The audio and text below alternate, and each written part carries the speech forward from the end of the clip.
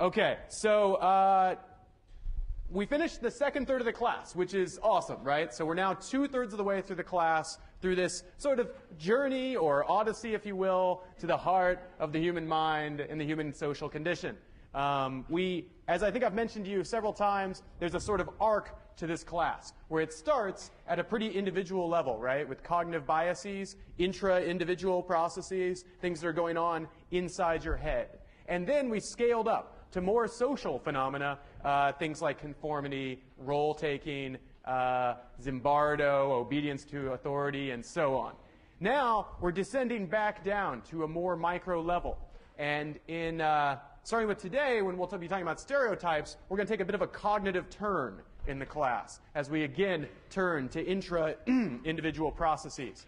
And over the last third of the class, we'll be learning about things like stereotypes, automaticity, which is non-conscious bases of behavior. And after that, we'll be learning about relationships, happiness, a phenomenon known as immune neglect. And in a lot of ways, I think this is the most interesting material in the class. And so this is the part of the class that I think I get personally most excited about teaching, and I hope that you enjoy it. I know it can be tough at the end of a long school year to sustain attention and interest with these unnaturally long semesters that we inflict upon you, but I encourage you to nonetheless keep your attention and interest, and we'll hopefully live up to that. So,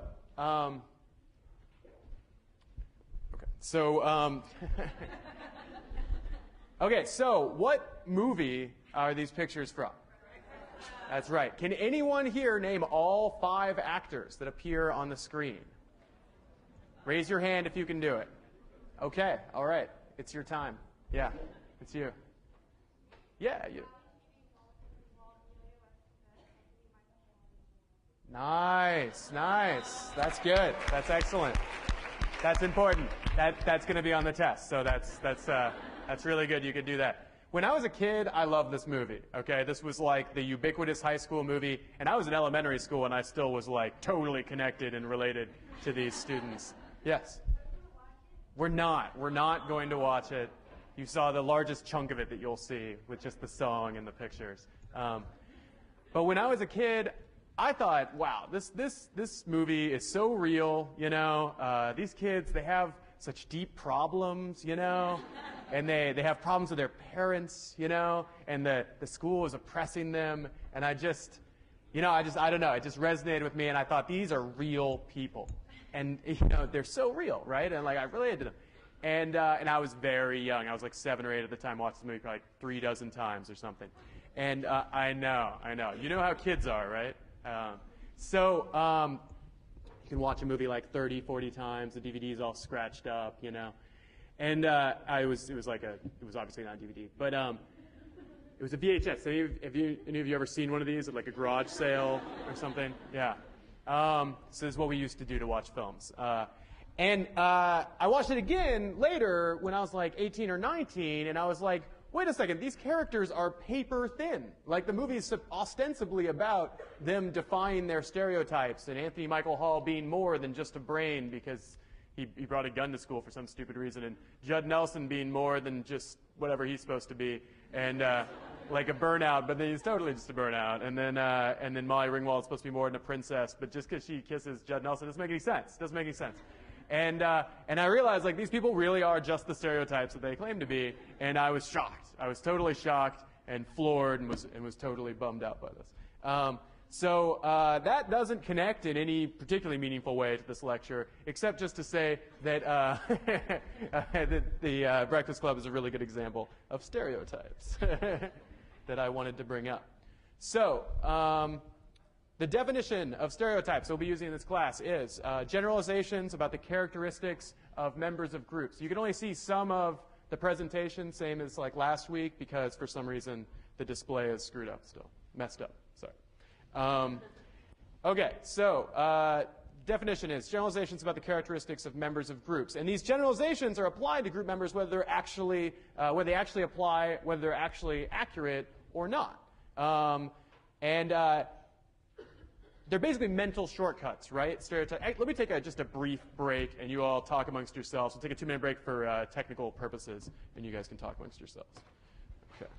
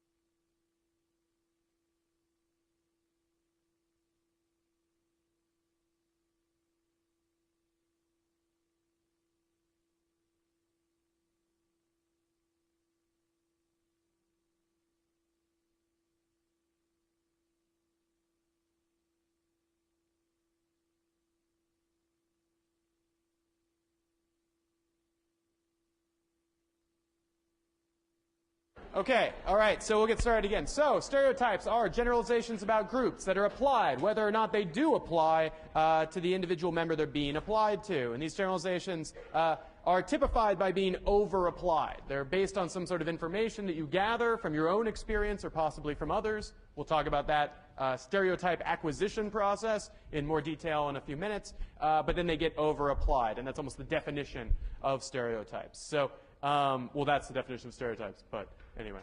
So any group of people may face stereotypical perceptions and judgments. There's an assumption in the lay public that stereotypes are just negative assumptions about groups, negative generalizations about groups. But this is not the way we think of it in social psychology. We think of stereotypes as any sort of generalizations that are made about groups, even if they aren't entirely negative in their content, even if they're not only directed at groups that face stigmas. So, some examples of stereotypes or stereotypical assumptions that are made about individuals include union members are lazy, black people are criminal, white people can't dance. That's true. That's at least at least true in my case, certainly. Genders are not intelligent. That's not true. So, or certainly not always true. So, you know, union members are lazy. I used to be a union organizer, and during my time as a union organizer, this was an incredibly frustrating phenomenon that people would assume, like, wait, if we get a union, then I will become lazy. And I'm like, really? Really? You're going to just become lazy as soon as you have a union, as soon as you're in a union. And they're like, well, that's the stereo. I assume that, right? And I'm like, really? Okay. Really? So these are some examples of stereotypes. By the way, this is a lecture that in preparing for it and coming up with the examples and the images, one must step very carefully. There were many images and examples I could have used that would have not gone well. So, stereotypes are often thought of as negative, but they may also have positive or neutral content as well, because stereotypes are simply generalizations about the characteristics of groups. So they aren't necessarily entirely negative. That's something people often assume, but it's not the case with stereotypes. Stereotypes include positive content, such as Asians are assumed to be hardworking and good at math. I just bought this, and it's not a very good laser pointer. This is so unfortunate. That really sucks, right? You can't see. It's pretty bad, right? I'm returning this I'm returning it. Okay. All right, great. Just bought it. Okay. So we'll go back to this is awesome, right? Now we're having a good time. Okay. So Asians are assumed to be hardworking and good at math. That's not always the case, but it is something that's assumed. And it's a positive trait, and it's part of the stereotype of Asians and Asian Americans. Mothers are assumed to be nice. That is always true, I'm sure. I'm not going to quibble with that, but it is an example of the positive content to stereotypes. Yes? Have you ever read the book A Child Called It? No, I haven't. Oh, you should read it. Does it relate to the stereotype of mothers as nice? Or? Yeah? Oh, okay. Oh. Certainly not always. Not always. Yeah. All right. I'm going to get right on that. Thank you. So, so you may be wondering, where do stereotypes come from? And the answer from social psychology is that the mind has a natural tendency to seek simpler explanations, to streamline the thinking and reasoning process. And we don't have any specific module to make stereotypes in our head. That isn't like some specific faculty. It's rather part of a broader set of faculties which involve us streamlining the cognitive process and making mental shortcuts all the time in order to navigate everyday life. So these generalizations and simplifications are really handy, right? So you've made a generalization. You've made a bunch of different generalizations about the relationship between behaviors that you do and outcomes when you drive a car, right? You know, the first time you drove a car, you know, maybe one of your parents or a friend of yours was teaching you how to drive, and they had to teach you everything, right? And everything was incredibly complicated. But eventually, you sort of gradually drew these generalizations that allowed you to do it more efficiently and more effectively. You know, like you now don't have to think that much in order to press the gas and know that the car goes. You don't have to think that much about how far down you press the pedal. You just kind of know, right? And you have an intuitive generalization about the relationship between the pedals and what the car does. Now you can do it pretty much automatically, and you don't have to think about specific circumstances in much detail. Now that's the same sort of process by which we develop and then apply stereotypes. We develop mental shortcuts that facilitate ease of perception in the case of stereotypes. Now, of course, here, this is great. You know, being able to make these mental shortcuts about how to drive a car is extremely helpful for driving a car. But then we often think of stereotypes as being socially dysfunctional because they lead you not to judge individuals as individuals. So some other simple generalizations that you develop in the course of everyday life in order to navigate your life include, you know, when it's gray outside, it's going to rain. When I study hard, I do well, and so on. Now, this may not always be the case. Sometimes you study hard, you don't do well on the test. But it's highly functional to just have a simple read on this, a simple generalization that you can process quickly and live your life according to. You could imagine if you had to attend to everything in your future and in your present in absurd detail as though it was a completely unique circumstance, independent of anything else in the past. If you didn't have the faculty to draw generalizations and apply them to your expectations and your future behaviors, you would be overwhelmed with cognitive processes at all times. So these generalizations are very useful, but then stereotypes are one byproduct of them. So, also, using things you hear from others to develop generalizations is handy too. Stereotypes are based not only on your own personal behavior, but also on information that you hear from other people. So this would seem bad, right? Like, why should you take somebody else's word for what Latinos are like, or something like that? You should judge them on your own. But again, this faculty of human reasoning and human thought is very useful in other realms. So for example, it's nice that you can just hear somebody tell you that it's dangerous to be in public parks after dark. And you don't have to go experience it, get mugged, and then draw that generalization yourself. People can just tell you, and you go, oh, okay, I won't ever do that. I'll just never, ever do that. That's highly functional, right? Or cigarettes will kill you. You know, your parents tell you this, and if you're smart enough, unlike me, to just believe them, then you can just draw that generalization. Cigarettes will kill you. I'll never smoke cigarettes. You don't have to smoke cigarettes in order to find out. Well, there'd be no way to actually find out and then draw the generalization because you would have died. But in any event, this is a very useful generalization to just take other people's word for. But again, while that's a very useful faculty, our ability to learn from other people and take their word for things, if they seem like a credible source, can then be problematic when it leads to social stereotypes. Okay, so some generalizations are entirely useful. Stereotypes have at least two factual problems. One, they're not just based on personal experience, but also on culturally received information. So, like I was saying, we base our generalizations not just on our personal experience, but also on what we hear from other people. But this is a problem, right? Because you don't know the reliability or accuracy of this information that you're getting from other people. So many Americans, for example, maintain racist stereotypes about blacks and Latinos, despite never having known a black or Latino person. Perhaps never even having met a black or Latino person. And that's rather silly, isn't it? And then even when you base stereotypes on personal experience, either largely or entirely on personal experience, they are often over-applied, right? They're generalizations about how anybody that's a member of this category, what kind of traits and behaviors you can expect of them. And so by definition, they're going to wind up being over-applied. Like, so it might be the case that professors are in general pretty smart, but if you always assume that, you're going to end up making some mistakes now and again, I assure you. So, stereotypes based on personal experience are mostly wrong for overgeneralization reasons. Those received culturally from others likely include both sources of error because you're getting them secondhand, and the people who are forming them to begin with and then feeding them to you may have made their own personal mistakes, personal overgeneralizations. So most stereotypes come from both personal experience and information you receive from others and are sort of a hybrid generalization you draw from all information available to you, media, peers, parents, and then, of course, your own personal experience in life interacting with different sorts of people. So stereotypes are one approach to the study of discrimination. And when people study discrimination in psychology, they usually think about stereotypes as sort of the lens that they think about discrimination through. They say, oh, what happens is you have these non-conscious stereotypes, and that's how you make assumptions about other people that are often negative and unfair. In sociology, they often talk about status, right? And you already learned about status. You learned about status characteristics theory.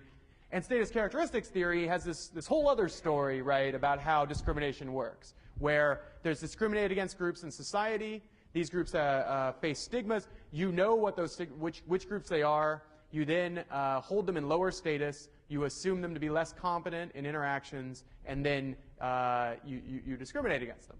And what you might be wondering is these theories, they seem to overlap. So what's the difference and what's the overlap? Well, it's pretty clear what the overlap between the theories is. What are the differences between them?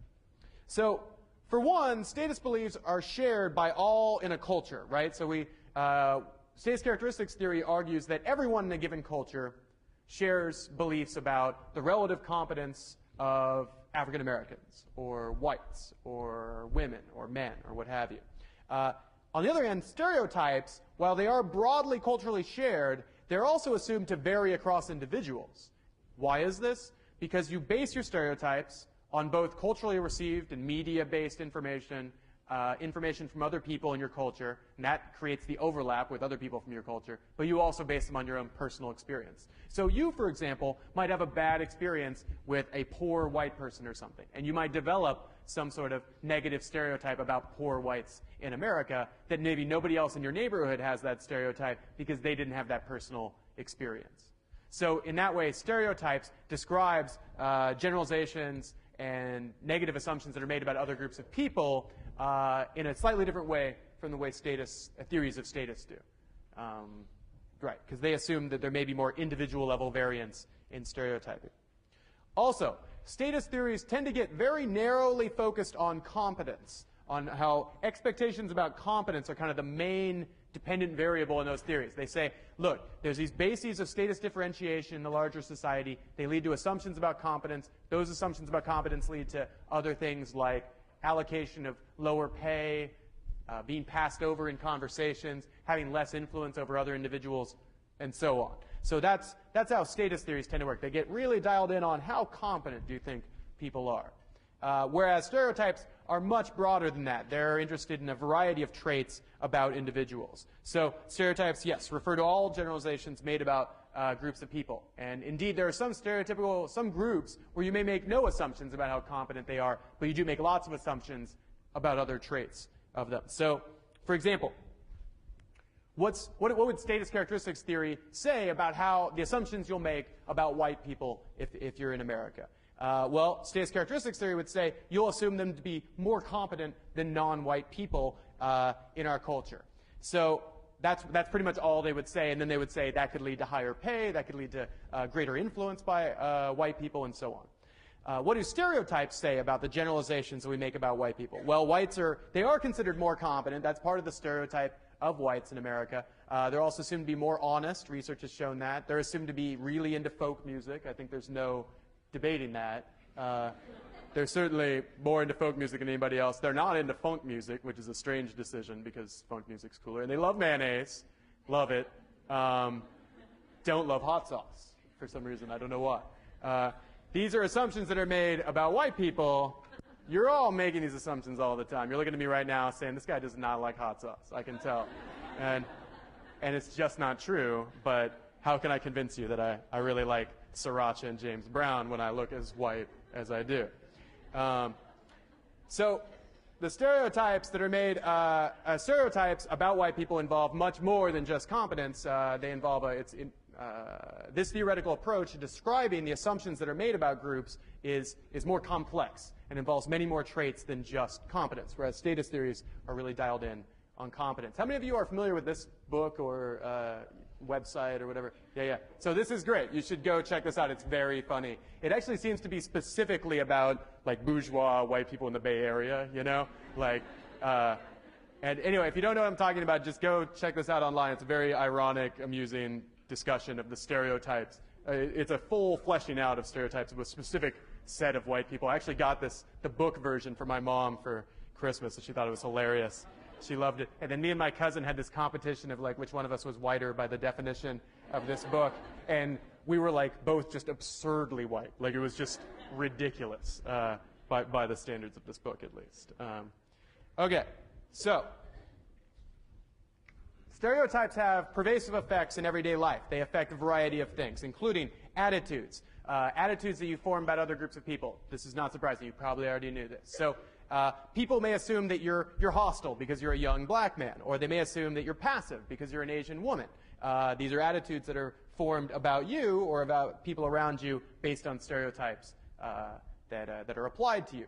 But also, judgments and evaluations of people are based on stereotypes. So you might not get a job because you're Latino, and the employer assumes some sort of things about you because you're Latino. Also, behavior. Stereotypes affect behavior, the way you're treated, the way people are treated in society. So someone might cross the street to avoid you at night or mistake you for a clerk in a store that you're shopping in. I was going to ask people to raise their hands if they had that one happen to them, but I won't do that. Or they might assume that you're a Republican because you're white and you're from the South, which happens to me quite a bit and annoys me. So stereotypical assumptions that are made about you or behaviors towards you based on stereotypes can be very annoying, especially when they don't apply. But even when they do apply, when people are like, assume something about you that turns out to be accurate, you're like, oh, why did you assume that about me? Yes, it's totally true, but why did you assume that about me? So how do you learn stereotypes? Well, one way is media portrayals, movies, TV, video, music, and so on. You all know about this, I'm sure, well before you walked into this classroom. Another less obvious way in which stereotypes are communicated amongst individuals or between individuals is through subtle aspects of language.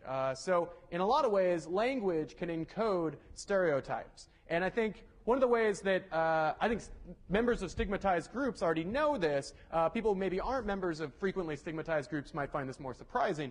People often betray stereotypes through what they identify as exceptions versus generalizations. So you might hear somebody describe an African-American job applicant as surprisingly articulate, as though they should have been assumed to not be articulate.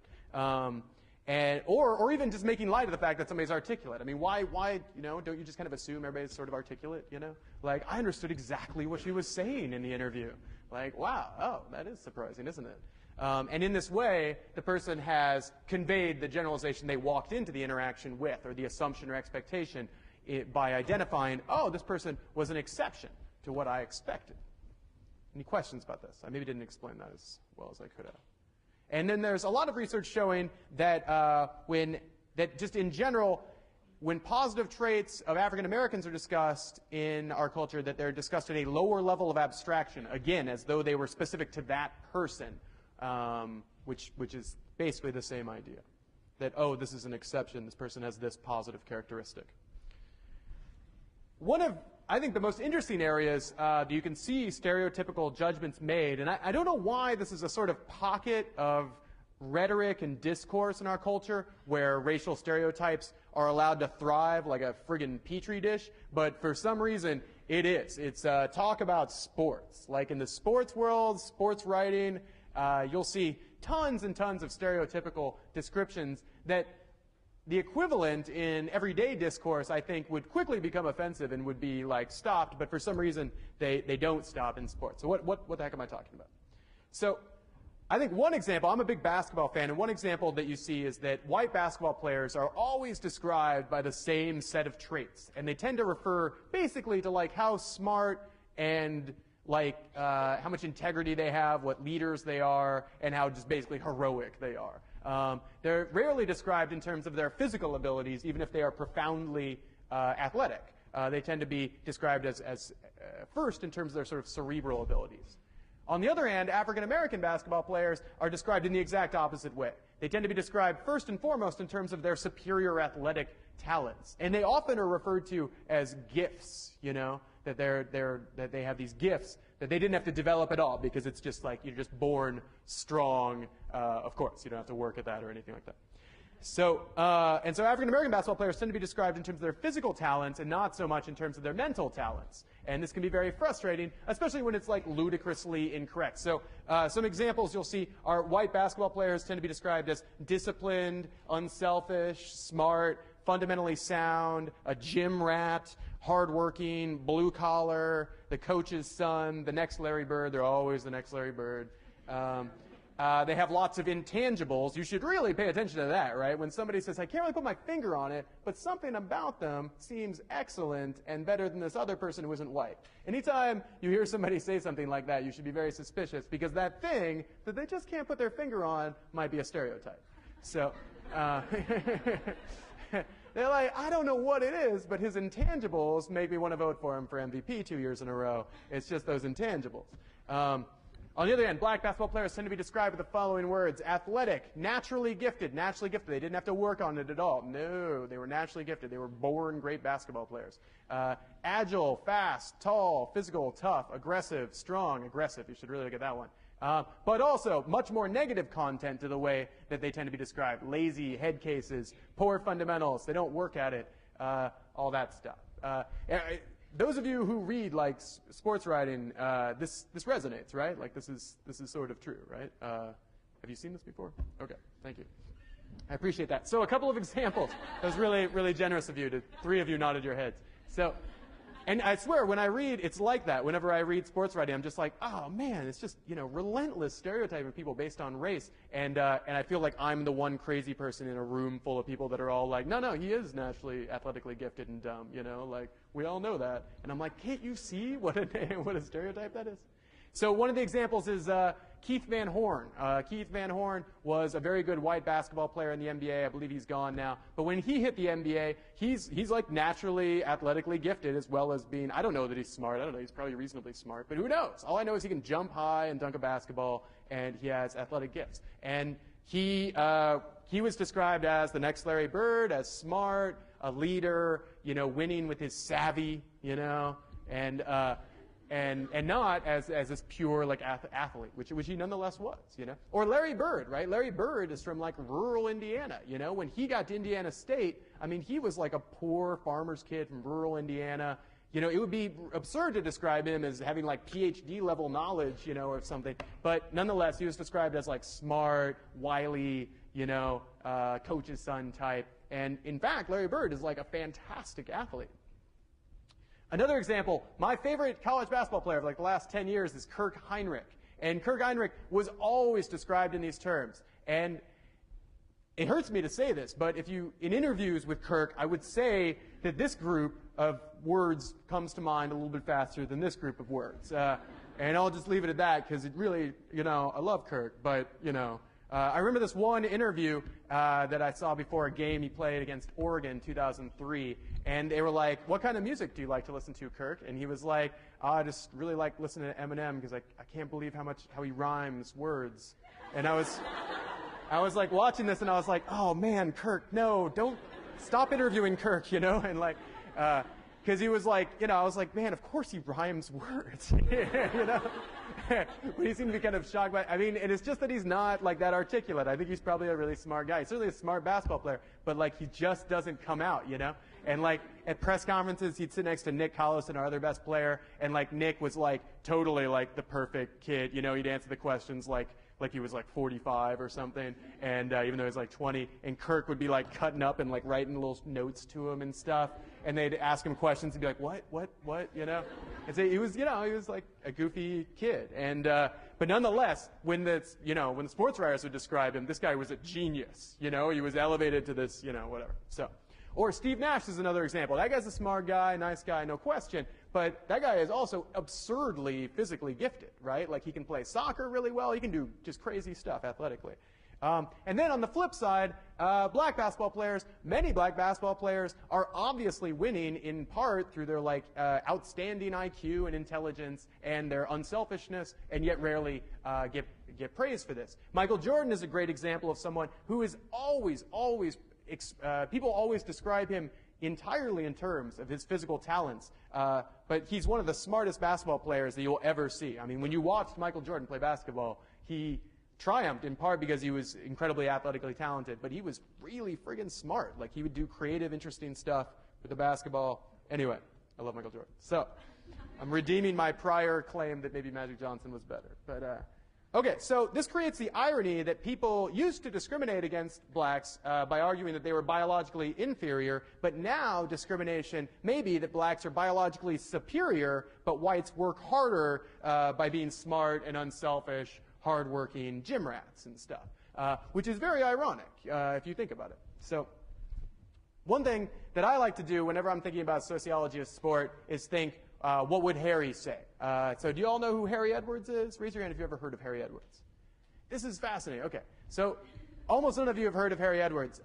And yet, if this was like 6 or 7 years ago, like you all, I'd be Harry Edwards right now. He taught the biggest class in the history of the sociology department. He taught Soc 3AC and was this absurdly famous, much-loved sociology professor in our department, one of my colleagues. And he retired a few years ago. But he's famous for a lot of reasons. Talk about a weird resume for a sociologist to have. He's famous in part for organizing the Black Power protest at the 1968 Mexico City Olympics. Do you all remember this? You seen this image?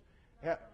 You've never seen this image? Yeah. Well, there was a Black Power protest after two track and field athletes won a race, and they raised fists with black gloves upon winning. And anyway, they just celebrated like the 40th anniversary of that last year at the Olympics. And it was very controversial at the time. It was a Black Power symbol. And Harry Edwards at the time, he had organized that. He wanted to organize actually a walkout of black athletes out of the Olympics to protest the treatment of black athletes and stereotypic descriptions of black athletes that were common in the U.S. in the 60s and persist today. But he wound up just doing this, which is pretty impressive. This is like this iconic, amazing image from the civil rights movement. But Harry Edwards is famous for like an absurd number of things. He has like 3 Super Bowl rings or something because he was a consultant for the 49ers. He was like the first person Jerry Rice talked to after setting the touchdown record. And he consulted for the A's. He was the Parks and Rec commissioner for Oakland. He's the most famous sociologist I've ever heard of. When I got the job here, my brother was like, "You're going to meet Harry Edwards," and I was like you. I was like, "Who is that Harry Edwards? What's going on?" Yeah. So what Harry would say, he founded the area of sociology of sport, and he's fond of noting these sorts of biases that happen in the way people talk about sports. And one thing Harry would say is that race and ethnicity differences in sports are driven more by social factors than biological ones, right? Of course he's going to say that, right? He's a sociologist. Of course I'm going to say that. I'm a sociologist. But I think you can make a really good case. Because if you look across time, if you look at the history of athletics in America, you'll find that whatever the group is in America that's available to be recruited into a sport, that's poorest, that's worse off in terms of socioeconomic status, wealth, income, whatever group that is, tends to dominate sports, dominate the available sports. So if you look at the ethnic groups that have dominated baseball, I'm a big baseball history buff. If you look at the groups that have dominated baseball over its history, in the 19th century for a while, like in the 1890s, it was German Americans, dominated baseball, and people were like, wow, these German Americans are amazing, like guys like Honus Wagner.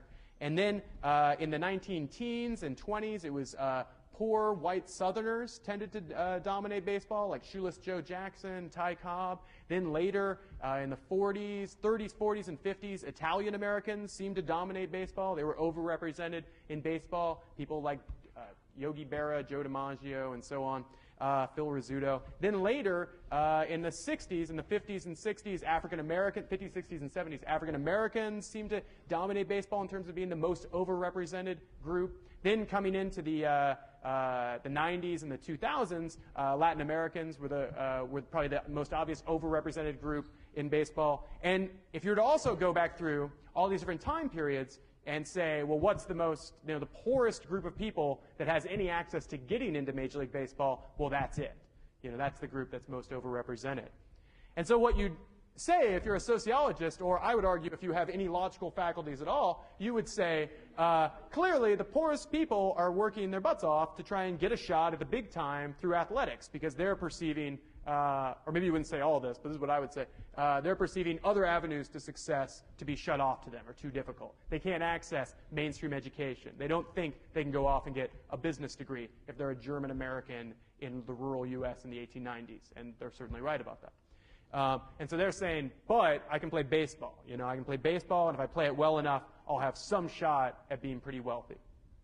And yet, if you go through the record, the sports writing record over this 120-year span of time that I'm describing, you'll find that in all of these cases, all these groups were described in terms of their natural advantage at these sports. They were described as having some sort of inherent biological superiority to play the sport. People used to speculate, what is it about the Italian American that makes him so naturally superior at baseball? And people said that about African Americans, and now they say it about Latin Americans. And also you see this, actually one of the more absurd examples of this is basketball. Basketball started as like a New York City game, and there were lots of Jewish people living in New York City, as there still are. And so Jews were overrepresented in professional and amateur basketball in like their 40s and 50s, and people used to speculate on why Jews had this natural athletic gifts that made them so much better at basketball than everybody else. They were so rangy and wiry and quick, and now we wouldn't say that. Okay. Any questions about stereotypes and sports? Probably more on that than you wanted. Okay. All right. Good. All right. So because stereotypes are generalizations that we form so that we can dedicate conscious thought to other stuff, we tend to use them without realizing it. So stereotypes tend to be non-conscious. We tend to use them, form them, and apply them outside of our conscious awareness. And we're going to develop deeper knowledge about automaticity and non-conscious processes in the next week or so. So in other words, activation and application of stereotypes goes on mostly non-consciously and outside of awareness. And this makes it very hard to get rid of stereotypes, right? Because you don't even know that you're applying them. You know, you just apply them in the course of perception. You're like, I can't put my finger on why I didn't like that woman that just applied for a job here, but I'm not going to give her the job. And you don't even know the reason might have been a non-conscious stereotype that was activated and applied. Okay, so one thing that's been interesting in recent years is they've developed technologies for measuring non-conscious stereotyping. How many people are familiar with the implicit association test? Okay, that's a good number. So the implicit association test is a test that's designed to detect non-conscious biases toward or against different groups of people. So the methodology works in the following way. They see if activation of a social category speeds up or maybe slows down the recognition of positive or negative words or concepts. So they'll show you, they'll remind you about members of a group by flashing, you know, black or white or Latino at you, and then seeing how quickly you recognize words that, can you all stop talking there? Yes, you. Thank you. And then see how your response time when you see words that are related to good or bad is affected. And the idea is if you have negative associations with African Americans, then when black is flashed on the screen, then you'll be slower to see words related to good and faster to see words related to bad, because when the part of your mind that thinks about black people becomes active, the part of your brain that thinks about bad things also becomes active. And that's the logic. So I would encourage you to take this test online and find out how deeply and incredibly racist you all are by clicking on this link and going online. And remember that its value as a diagnostic tool, so I'm going to reverse this joke that I just said. Its value as a diagnostic tool of your prejudices remains heavily scientifically contested, though it does predict some behavior in laboratory settings and is very interesting. So go check it out, see what you think. Don't be surprised if you're diagnosed with some implicit biases, because they think that mere exposure to cultural stereotypes can lead to these mental and cognitive associations, which will then lead you to register as prejudiced on the implicit association test. Okay, so let's take a 2 or 3 minute break, and then we'll start with research on stereotypes. Okay. Okay, all right, if I could get your attention, we'll get started again. Okay. It's one nice thing about when not many people show up. It feels like a little bit more intimate in here. It's a little bit more chill, you know, y'all talking, a little more leisurely. I'm meeting these kids. This is like a great time. This is really fun. This is like my living room, only with 250 people in it. Okay, so now let's talk about some stereotyping research. So I've given you some kind of basic sense of the principles of theorizing about stereotypes in social psychology. What about the research? And I'm going to give you insight on a handful of studies, and I'm interested in your feedback on them. So the first study we'll talk about is the following, about the way in which motivations can affect stereotyping processes. And the idea the researchers had here that they wanted to test was that when stereotypes make you feel better about yourself or about the world, you'll be more likely to apply them. So for example, you might be more likely to apply a negative stereotype if somebody beats you out for a job or some competition, or if somebody criticizes you. So like that movie Crash. Y'all seen this movie Crash? Yes, you've seen this movie Crash. So in this movie Crash, that's what happens like over and over and over in the film, right? It's like somebody from some racial ethnic group criticizes somebody from another racial ethnic group, and then that person then is really racist back to them or something like that. And it goes on like that for 2 hours. So And you might love this movie, so I'm sorry if I'm dissing it. I don't know if I loved that movie or didn't like that movie. I couldn't really tell the whole time I was watching it. So these researchers, Sinclair and Kunda, were interested in understanding how these motivated stereotyping processes might work. And they had this hypothesis that people are more likely to apply a negative stereotype to someone who has criticized them. And what they were interested in was how this might apply to teaching evaluations, right? A phenomenon that's very close to all of our hearts. Well, close to my heart, and like something you guys get to use to get back at all of us at the end of the semester. Ha ha. Ha. So they conducted a study at Waterloo University, which is somewhere in Canada, which is a country north of the United States. And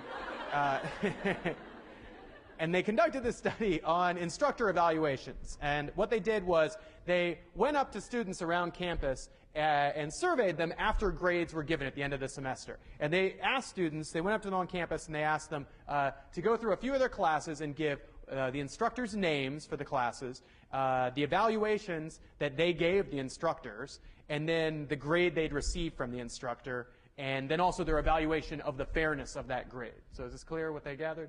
Get the name, the evaluation, the grade, and then their evaluation of the fairness of the grade. And what they found was that male and female instructors gave out, pretty similar grades on average. So there was no real difference in how tough male and female teachers were. And the instructors who gave students higher grades tend to be rated higher by students, right? That's a natural phenomenon that we're well aware of, that we think is one of the reasons for grade inflation.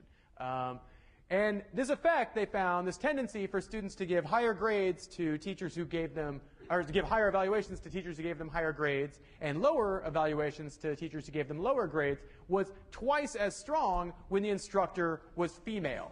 So basically what they're saying is the evaluations of female instructors by students were much more dependent on the grades that they gave out than evaluations of male instructors were. And the title basically says it all. The title of their article was, "She's fine if she praised me, but incompetent if she criticized me." So this is a very interesting insight, right? And I think there may be specifically reasons why female TAs would face this. Teaching assistant is like the normal word for GSI. Every other university says teaching assistant, we say GSI. So, I think one of the reasons isn't just that there's negative stereotypes of women in society that can be applied, but aren't necessarily unless they're triggered, right, by some sort of insult or a low grade or something like that. But I think it's also that getting a low grade from a female instructor directly contradicts the expectations of like nurturance and kindness and sweetness that are made about women, especially women in authority positions, which I think is based in large part on the fact that people all sort of have this conception of female teachers as a little bit like mothers, And so, when your mom scolds you and gives you this really tough grade, then you're like, oh, I don't like my mom anymore. Or she's not even my mom now. She's not living up to the mom stereotype. My God, what's wrong with her? She must be a bad TA. Then they decided to conduct a follow-up experiment that confirmed these findings under more carefully controlled conditions, because there were lots of possible alternative explanations for the findings. Like, for example, what you might be saying right now is maybe the female instructors who gave out the worst grades really weren't as good of instructors, right? Just we're assuming that that there's no difference in actual quality of instruction here, but maybe the students were right. Students are often right. You guys are right all the time, and so maybe these students were right as often as you are. Maybe they got this right, and when they said that the female instructors who give out low grades are less competent, maybe they were correct about that. So what they did was they conducted a follow-up experiment with more controlled conditions. And they found that getting a negative grade affected a student's negative stereotypes or activated students' negative stereotypes of women's competence. Or it may be that students were distressed. Oh, sorry. Wait, what am I saying here? Right. Same thing I already said. So in the experiment, they basically set it up so that you would receive an evaluation from a female or a male person in a lab environment, and then their actual competence was held constant experimentally. And so And then they concluded from this the same conclusion they basically had from the first study, which is that getting a negative grade activates students' negative stereotypes about women's competence and particularly contradicts assumptions of women that they'll be nurturing and kind of mothering and supportive. And so you should remember this when you evaluate TAs or GSIs in your parlance who are members of stigmatized groups, because you may find that if you get a negative grade from a member of a stigmatized group, that it will activate a non-conscious stereotype which will compel you to grade them down, to evaluate them lower. So you may want to be aware of this process so that you can avoid doing motivated stereotyping processes of your own GSIs. Any questions about this? Yes, David? Yes, grade me tougher and them better. Just go ahead and just give me the worst evaluation of them all, because I'm probably deserve it. Yes?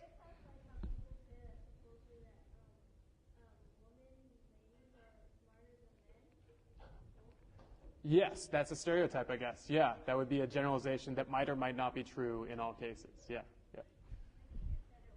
Really? Your teacher said that? Your teacher's not supposed to say that.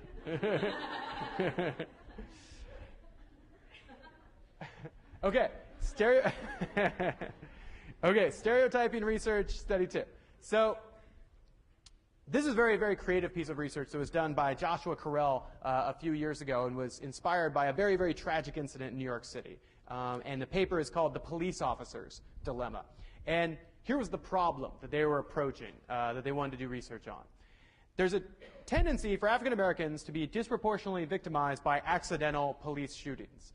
And there's many possible explanations for this, right? One explanation that people tend to latch onto is they're not so accidental, that accidental police shootings that are disproportionately African Americans as victims are not accidents. They're a product of explicit racist police forces who are killing African Americans at a higher rate than they would white suspects. And certainly that might be the case.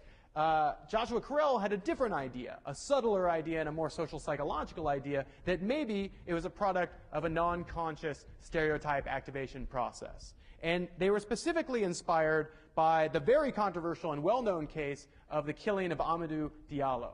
Amadou Diallo was a 24-year-old West African immigrant who one night was standing in his apartment doorway in New York City, and police told him to freeze. They were looking for a suspect in, I don't remember, I think it was maybe a robbery or something in the neighborhood.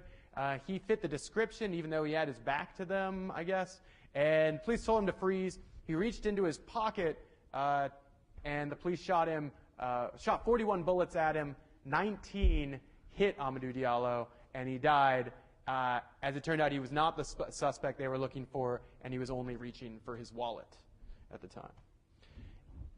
And this is very controversial, of course, because why was he shot that many times, especially? You know, in any event, okay. So, and there were many protests of the Amadou Diallo killing. It became a sort of, it brought this problem to the fore of American thinking, political cause. So why are African Americans disproportionately victims of police shootings? Well, it may be due to explicit racism. And certainly in the past, this has been the case. We can prove this was the case in parts of America, where policemen who were also Klansmen systematically killed African Americans who were trying to do stuff like register African Americans to vote.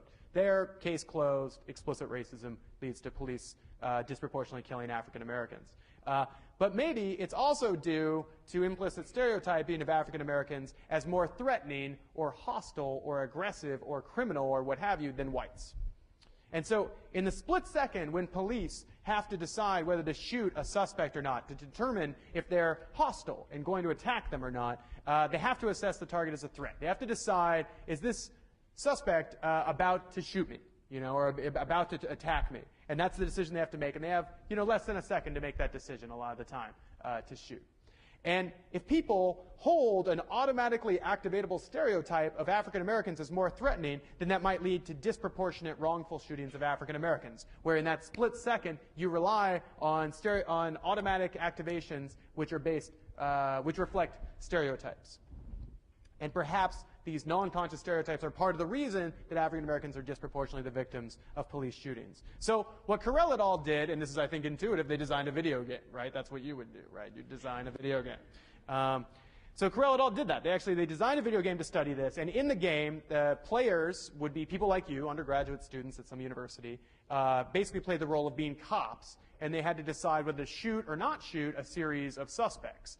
And then these suspects were either African American or white, and they were either holding guns or other objects. It's actually a lot like those games with the gun, with a plastic gun. You have to shoot the people, and then you accidentally shoot the hostages, and then you lose points and stuff, and then you just keep shooting the hostages because it's more fun to just shoot everybody, whatever. So, okay.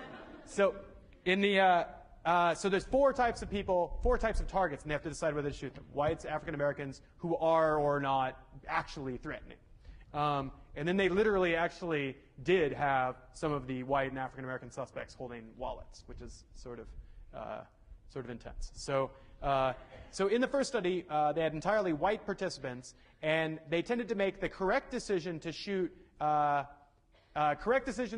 actually threatening targets faster if that suspect was African American. So for the correct positives, for like true positive decisions, yes, I'm shooting somebody who is a threatening target. They were able to do it faster if the target was African American, possibly because it's easier, or it was the perception of an African American target as aggressive or hostile or threatening was facilitated by the non-conscious stereotype. And then they made the correct decision to not shoot faster if the suspect was white and slower if they're African American. So sort of like, aiming at target, oh, they're African American, oh, okay, then they must be guilty, and if they actually are guilty, then they'll get it right faster. Okay. In a second study, they sped the game up. They wanted to put them under more duress and better simulate the actual conditions that somebody might have to make, or might be under when they make these kinds of decisions. Participants then were more likely to make erroneous shootings of African American suspects. And that's kind of what they were most interested in, right? Is these false positives, when people decide to shoot and they shouldn't have because the target wasn't threatening. In the first study, there wasn't really any way to get false positive. The game was pretty easy. They were just like, as quickly as you can, shoot this person if they're threatening and don't if they aren't, and pretty much everybody got all of them right. But when they speed the game up, they started producing some more errors, and the victims of those errors were the African American targets. In the third study, it was the same as the first study, except they measured perceptions of African Americans as aggressive or threatening beforehand, and then they also measured the extent of contact people had with African Americans. And they found that the same biases from the first study were greater amongst those who reported having a stronger African Americans are aggressive stereotype in their heads. And they also found the bias was greater amongst those who had had less one-to-one contact with African Americans in the past. So people with a stronger stereotype of African Americans as aggressive are more likely to quickly shoot African American targets, and then those with less contact are more likely as well. And then fourth study it found the equivalent levels of bias amongst both white and African American participants. Because at this point you're probably wondering, well, what about African American participants? Would they exhibit the same biases, or is it just whites? And it was actually shown to be equal amongst whites and African Americans. I can't talk. Okay, so some conclusions coming out of the stereotyping research were stereotypes of African Americans as threatening may help explain police shootings of innocent African Americans, and also the effects of this stereotype are shared amongst whites and African Americans, but also the extent of contact with African Americans can undermine this bias, presumably because it isn't really true, and so if you had more personal experience with people, it would undermine that stereotype and reduce automatic activation of it. I'm almost certain I know what you're going to say. I'll answer your question one second. I think I know what you're going to say. And this was recently replicated amongst a group of police officers. Because one of the first criticisms you always get whenever you do experiments on undergraduates is undergraduates are not normal people, right? What's up with that? And no one else would behave anything like undergraduates when you from 18 to 22 or older undergraduates are fundamentally different people. They go into some sort of warp zone where they act different than everyone else in the world, and then they come back out of it and become normal. So this is an assumption that's often made about these kinds of studies, and so they replicated it with police officers. And there's a specific reason, not just undergraduates are weird or whatever, to want to do this with police officers. Police officers are trained to do well on this, right? They're trained, for years, really, to get these kinds of things right. And there was specifically some police officers were like, look, we wouldn't do that. We're trained to not do that. So then they replicated the study with a sample of police officers, and they got the exact same findings. Okay, your question, which I want to guess what it is, but okay. So if contact with African Americans reduces bias, Uh-huh. African Americans have the same level of bias, does that assume that they're not with one black guy with a bunch of white friends? Right. Exactly. That's okay. So that's what I thought you were going to say. So it's easy for me to say now, but somebody says that every year, and I said it when I read the paper too, and I think it's like totally the obvious thing, or not obvious. It's a great observation. But so yes. So if you didn't hear what he said, how can it be the case that whites and African Americans both exhibit the bias if it's the case that contact with African Americans reduces the bias, and African Americans presumably have more contact with African Americans, right? This is logical. You know, maybe it's not logical. What do you think? You lost? Bias is like disproportionately. In this case, it's shooting one group more often than the other group in this game. You know? Well, yeah, it's a game. It's like a video game where they have to shoot suspects if they're guilty, or not shoot them if they're not. And there's a bias in that they're shooting the African American suspects more often than the white suspects. A bias means, God, that's really hard to define. Are you going to help me, or do you have another question? Oh, no, I was going to ask, wait, so... Okay, well, hold on if you have another question, because I'm too deep over here. But were the African-American players also biased to shoot African-Americans or whites? Because I thought it was... No, the African Americans exhibited the same bias, whatever that means. Yeah. Yes, the African American participants in the study exhibited the same bias of shooting African American targets more often than whites. A bias is when you do something more towards one group of people than towards another. Yeah. Have you heard the story about this guy that his grandma or something like, or his mom or something like that, What? she was in a hospital, so she was driving really fast, and then this policeman stopped him, and then he pointed a gun at him, Uh-huh. and then he's like, wait, I need to the hospital really fast, I'm gonna die. Oh, yeah. Who is that guy? I don't know.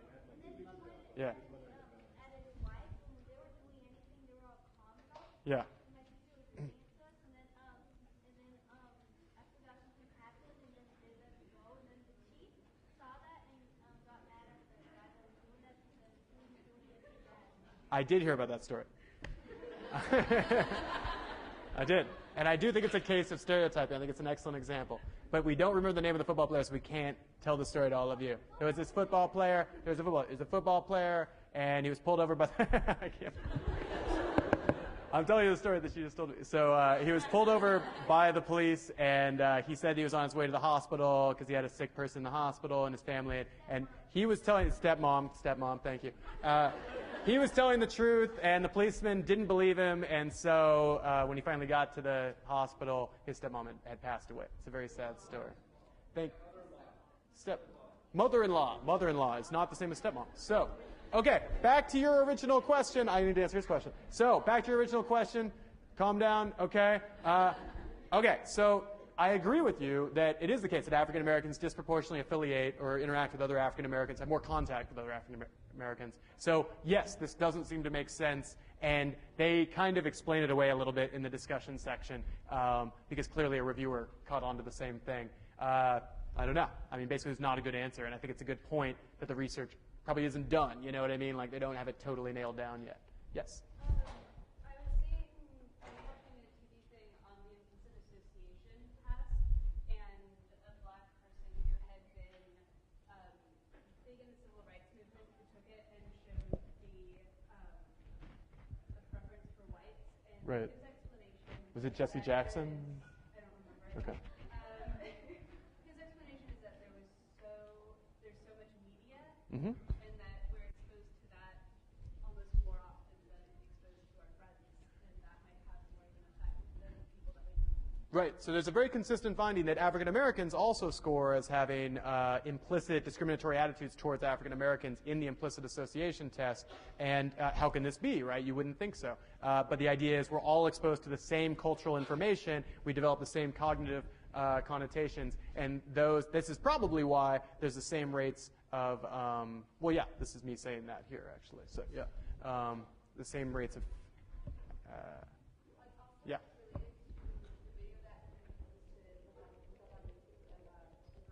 Yeah, yeah. And how like, but even like the black people choosing the white dolls.